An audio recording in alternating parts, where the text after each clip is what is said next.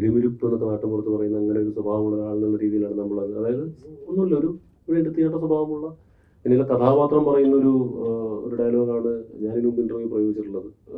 ഇദ്ദേഹത്തിന്റെ ഒരു നാട്ടിലുള്ള ഒരു കഥാപാത്രം പറയുന്നത്, അവൻ ഒരു ടർബോ പിടിപ്പിച്ച മാതിരി ഉരുണ്ട് കയറി നടക്കുക എന്ന് പറയുന്ന ഒരു അത്രേ ഉള്ളൂ. വട്ടപ്പേരാ, ഒരു വട്ടപ്പേര്.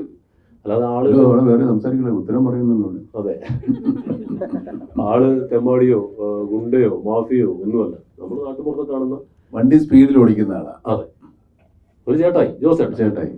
അല്ല, നമ്മള് ചോദിക്കരുത് അങ്ങോട്ടും ടർബോ. ഇവിടെ നമുക്ക് ടർബോ എന്ന് പറയുമ്പോ ഇപ്പൊ കണ്ടുവരുന്ന സിനിമകളിൽ ആവേശം മോഡൽ സിനിമകളാണല്ലോ കണ്ടുവരുന്നത്. അതായത് ഒറ്റ കഥാപാത്രത്തെ കേന്ദ്രീകരിച്ചുകൊണ്ടാണല്ലോ കറങ്ങുന്നത്. ഇപ്പൊ നായിക എന്നുള്ള സങ്കല്പമൊക്കെ ഏറെക്കുറെ പോയൊരു അവസ്ഥയിലേക്കാണ് പോകുന്നത്. അപ്പൊ ഈ സിനിമയും ഇപ്പൊ ടർബോനെ കുറിച്ച് ഇപ്പൊ ചോദിച്ചപ്പോ ഈ സിനിമയും ഏതാണ്ട് അങ്ങനെ തന്നെയാണോ? ഈ സിനിമയുടെ മെയിൻ കുഴപ്പം മുഴുവൻ ഉണ്ടാക്കുന്ന ഈ നായിക. ഇവര് തമ്മിൽ കാമുകന്മാരോ പെങ്ങളോ സിസ്റ്ററോ സഹോദരിയോ പാങ്ങളെ അമ്മയോ ഒന്നുമല്ല, നോ ബന്ധം. പെടുത്തുന്നത് അയാളെ കൊണ്ട്.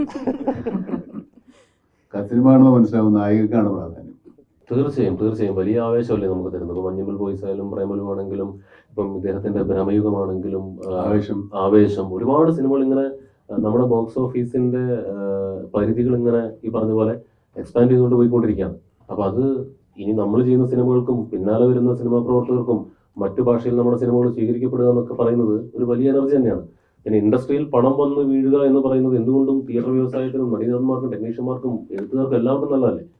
അപ്പോൾ തീർച്ചയായും മലയാള സിനിമയുടെ ഏറ്റവും നല്ല വർഷത്തിലൂടെയാണ് കടന്നു പോകുന്നതെന്ന് സിനിമാ പണ്ഡിറ്റുകൾ പറയുന്നു. അത് ഒരുപാട് സന്തോഷം. ഇതിങ്ങനെ എല്ലാ വർഷവും ആവർത്തിക്കട്ടെ എന്ന് ആഗ്രഹിക്കുന്ന ഒരാളാണ് ഞാൻ. നമ്മുടെ സിനിമ മാത്രമല്ല, എല്ലാവരുടെ സിനിമകളും വലിയ വിജയങ്ങളാവട്ടെ, പ്രേക്ഷകർ നിരന്തരം തിയേറ്ററുകളിലേക്ക് എത്തട്ടെ, മറ്റു ഭാഷകളിലും മലയാള സിനിമ ഇപ്പോൾ സ്വീകരിക്കപ്പെട്ടതിൽ കൂടുതൽ സ്വീകരിക്കപ്പെടട്ടെ എന്നൊക്കെയുള്ളതാണ് നമ്മുടെ ആഗ്രഹം. അത് ഇനിയിപ്പം ആ ലെവലിലൊക്കെ ആയിരിക്കും ആൾക്കാർ പ്രൊജക്ടുകൾ ഡിസൈൻ ചെയ്തുകൊണ്ട് വരിക. നല്ലതാണ് എന്തുകൊണ്ട്. അതെ, മമ്മൂട്ടി കമ്പനി എന്ന് പറഞ്ഞ എൻ്റെ പേര് ഉപയോഗിച്ചിട്ടുണ്ടായിരുന്നത്. പക്ഷെ ആ ഒരു വലിയ ബാധ്യതയുണ്ട് സിനിമയ്ക്ക്. എന്ന് വെച്ചാൽ ഈ ആളുകളുടെ നമ്മുടെ കുറച്ച് നല്ല സിനിമകളിലൊക്കെ അഭിനയിച്ചിട്ടുണ്ടല്ലോ ഈ കൂടെ. അപ്പോൾ അതുപോലെ നമ്മൾ ഇറക്കുമ്പോൾ നമ്മൾ നല്ല സിനിമകളായിരിക്കും എന്നുള്ളൊരു പ്രതീക്ഷയുണ്ട്. അതും ഒരു വലിയ ചുമതലയാണ്, ബാധ്യതയാണെന്ന് ഞാൻ പറയുന്നത്. അതൊരു ചുമതലയായിട്ടാണ് ഞാൻ കണക്കാക്കുന്നത്. അത് നന്നാക്കി എടുക്കേണ്ട ഒരു ചുമതലയുണ്ട് എനിക്ക്. കാരണം വിശ്വാസമുള്ളത് കൊണ്ടാണല്ലോ നമ്മുടെ അടുത്ത് വരുന്നത്. വിശ്വാസം നമ്മൾ ബാധ്യതയല്ല. അപ്പോൾ നമ്മൾ അവരോട് ചുമതലയാണ് നന്നാക്കി എടുക്കുന്നത്. അതിനുള്ള ശ്രമങ്ങളൊക്കെ നമ്മൾ നടത്തുന്നുണ്ട്. ഈ പറയുന്ന പോലെ അത്യാവശ്യം ഞാനും ഒക്കെ കളിക്കുന്നുണ്ട്.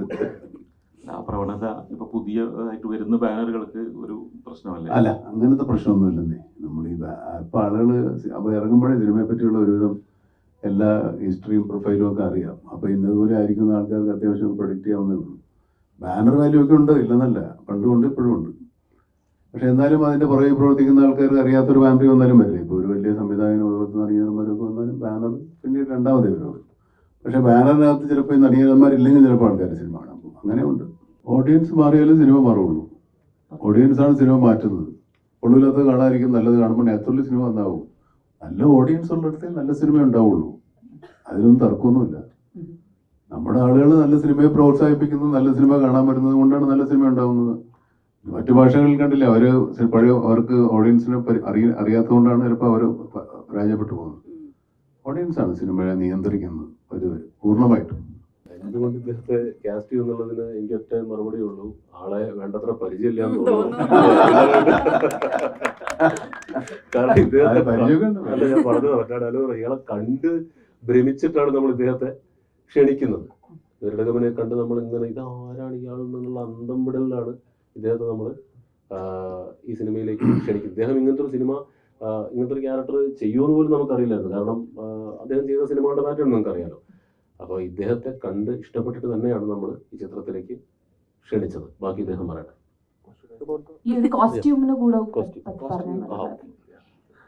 ഇത് ഇദ്ദേഹം ഇപ്പം നമ്മൾ വില്ലന്മാരെ പല രീതിയിൽ ക്യാരക്ടർ അധികം പറയുന്നില്ല, പല രീതിയിൽ വില്ലനായിട്ടല്ലേ ഇങ്ങനത്തെ ഒരാള്. അതെ, നമുക്ക് ഒരുപക്ഷെ അയാള് നമ്മൾ പറയുന്ന പോലെ അല്ലെങ്കിൽ അത്ര നന്മകളായിരിക്കില്ല, അയാളുടെ ഭാഗത്ത് അയാളുടെ റൈറ്റാണ്. അതെ. ഇപ്പൊ കോസ്റ്റ്യൂം നമ്മൾ ഒരു ഇദ്ദേഹത്തിന് കണ്ടിട്ടില്ലാത്ത സ്യൂട്ട് കൊടുക്കണോ പാൻറ് കൊടുക്കണോ എന്നൊക്കെയുള്ള ആളുകളെ ഒരു കാര്യം ചെയ്യാൻ നമുക്ക് മുണ്ടും ഈ പറഞ്ഞ പോലെ ഒരു ഷർട്ടും ആ ഹെലികോപ്റ്ററിലൊക്കെ വരുന്നതിന്റെ കോൺട്രാസ്റ്റ് പിടിക്കാമെന്ന് വിചാരിച്ചു. അതിന്റെ കൂടെ ഒരു തുണ്ടും ഒക്കെ കൊടുത്ത് അങ്ങനെ കോൺട്രാസ്റ്റ് പിടിക്കാമെന്ന് വിചാരിച്ചു. അപ്പോൾ വൈശാട്ടിനത് ഓക്കെ എന്ന് പറഞ്ഞു. അങ്ങനെ വൈശാട്ടിന് കോസ്റ്റ്യൂം ഒക്കെ പറഞ്ഞ് എല്ലാം സെറ്റ് ചെയ്ത് കഴിഞ്ഞപ്പോഴാണ് ഇദ്ദേഹം ആക്ച്വലി നടക്കുന്നത് ആ കോസ്റ്റ്യൂമിൽ. കളർ മാത്രമേ മാറ്റുള്ളൂ. അപ്പൊ അത് ഇദ്ദേഹത്തിന്റെ കോസ്റ്റ്യൂം വളരെ യാദൃശികമായിട്ട് നമ്മൾ ഡിസൈൻ ചെയ്തതിൽ ആയിപ്പോയതാണ്. സ്വന്തം കോസ്റ്റ്യൂം തന്നെയാണ് അപ്പൊ യൂസ് ചെയ്തത്? അല്ലല്ല അല്ല, മമ്മൂട്ടി കമ്പനി റിച്ചാണ്